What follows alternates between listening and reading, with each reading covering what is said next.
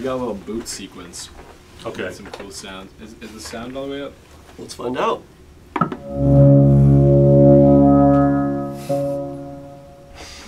Yes.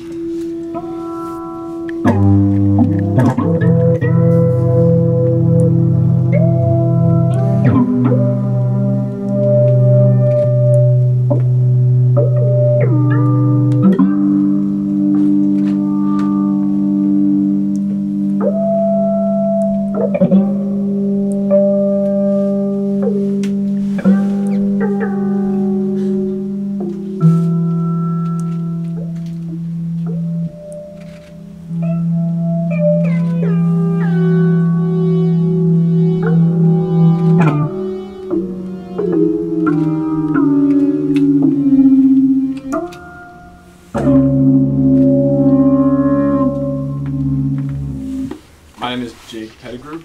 I'm Roger Patel. I'm Damon Prum. And I'm Anika Ahmed. This is the cookware. The main thing that we wanted with the cookware is for it to be of a size where you can like play it with both of your hands and play all 4 sizzlers at once.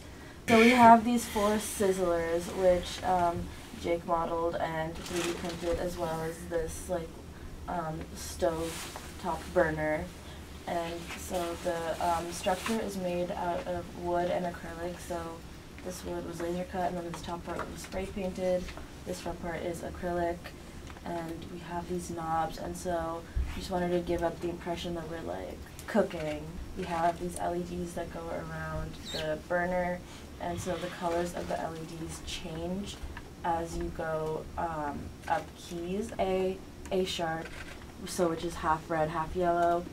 And then B, which is all orange, C sharp, D sharp, E, F sharp, G, and then G sharp goes back to red.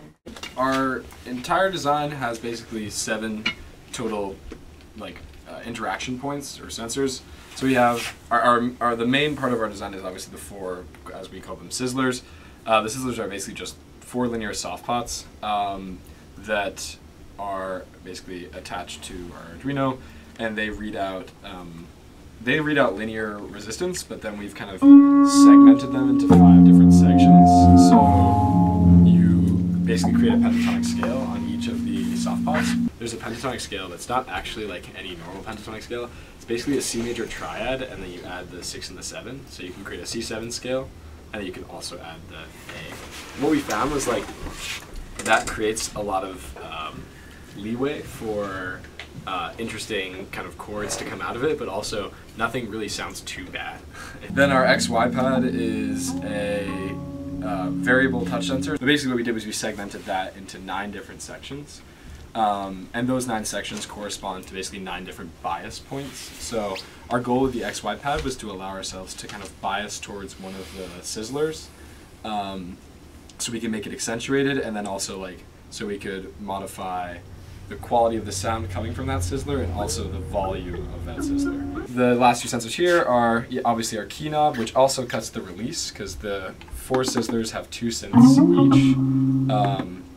So when you press the release button, the release cuts on the pad. So each sizzler has a lead synth, which is the exact same. So that's like the kind of common sound you're hearing over the top. And then underneath that lead synth, there is a kind of supporting pad, each of which is different and has a different characteristic. Our stab and our bass in our first sizzler, and then it goes 1, 2, 3, 4. We have a more kind of horn-like sound, so when you bias to this side, you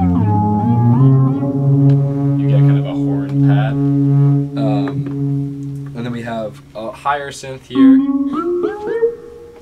It's kind of subtle and just kind of adds a little bit of a glow. And then this one as well.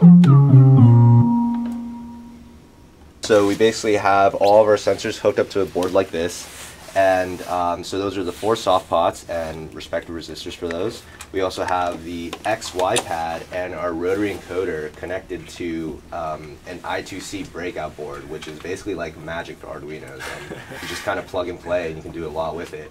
And the LEDs are connected and powered with this DC power supply. So the DC power supply also grounds the Arduino, so everything is relative to the same ground. The sort of modern interface on the XY pad and the Code. exactly. It was really nice. Just a good, solid API. Not really a performance hit. It all gets inlined, and it was nice to use. Much nicer to use.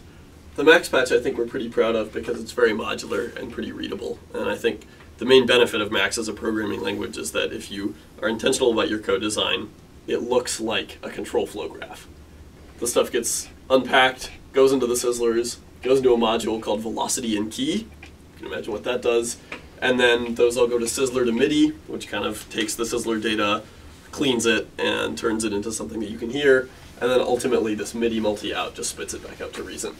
The patch itself just reads sort of the first 4 Sizzlers as data, which of course, gets sent when you actually play it. But what's cool is that you can actually just send it directly to the screen from a sequence, thank you, if you want to get some, intermediate value that's not in your control. The XY pad now memorizes like where you've been. So if you press one thing, you used to have to hold it to bias, and now you can just touch here. It's permanent biased. How do you do that? We tried to make it as extensible as possible, so that when we added a new feature, like this used to only bias velocity, but now it actually biases volume a little bit too, so it's even punchier than it was before. That was in our future directions, and that was also as easy as using the same list. Having a release off button, having a volume control here, having key changeability and bias in these things, as much as possible, it's nice to work within the language of your instrument and feel like you're playing a thing and not playing a computer. So it's like, well, if my instrument, isn't loud enough, I want to be able to just turn the volume knob, and not have to fiddle and reason. Or if all my release is still on while I'm talking because I keep forgetting to turn it off, it's nice to actually just be able to press a button and it goes away. From the very beginning, we'd all kind of agreed that we wanted to create something pretty simple that had the capability to be virtuosic. And so that was kind of our design philosophy the whole time, was make sure it's simple, make sure it's understandable and intuitive to someone who's coming new to it, and then kind of expand from there. I guess our goal was keep it simple, make it fun to play with, and then also allow for someone to mess around with it, and if they understand how the intervals work and how you can kind of modulate the sound, you can actually do something pretty cool.